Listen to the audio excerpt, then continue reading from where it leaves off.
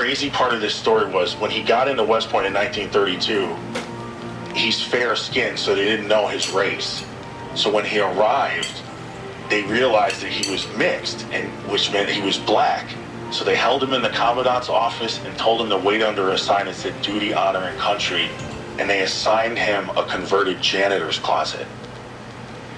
He goes to sleep that night in the janitor's closet, and they have a meeting the next morning, and they say, we accidentally let a black cadet in. You are to treat him as if he's invisible until he drops out. Every student, every faculty, every staff was in the meeting but one person. They got out of the meeting, and for 4 years he went to West Point 50 weeks a year with not one human interaction. It is unbelievable what this man went through.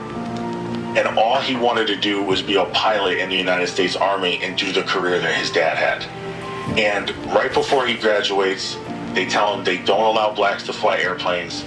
So they told him, we will pay you if you honorably discharge. We will start a law firm for you in Chicago, and we will pay for you to move there and go to law school if you agree to drop out.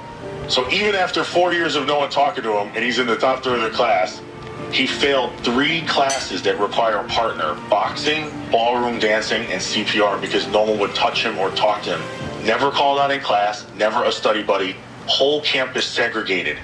Went to the West Point Army-Navy game on a bus by himself to Yankee Stadium with a black driver. This is what was going on at West Point. So now he graduates. Blacks can't come in. Him and his dad are the only 2 black officers. They go to black colleges for 4 years telling young students, keep their head up, stay tight, stay focused. World War II is about to start. Roosevelt wants to win the black vote, hires the father to be the head of black policy in America, and says, what do I need to do to win the black vote? He says, you have to start looking at the military as fair, which means allowing blacks to do all the jobs that whites do. And he goes, well, what should I do next? He goes, you should allow blacks to fly airplanes. And he goes, well, who would lead that? And he said, my son. Next day, his son goes down to Tuskegee, Alabama, passes the flying test. And then the president says, if you could get more blacks qualified down here, you could start a segregated Air Force.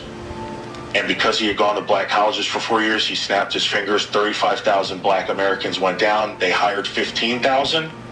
1,000 pilots, 14,000 ground staff, commanded by a guy who went to West Point, and not one single person talked to him. And that's the story of the Tuskegee Airmen. And that's my family story. The crazy part of this story was when he got into West Point in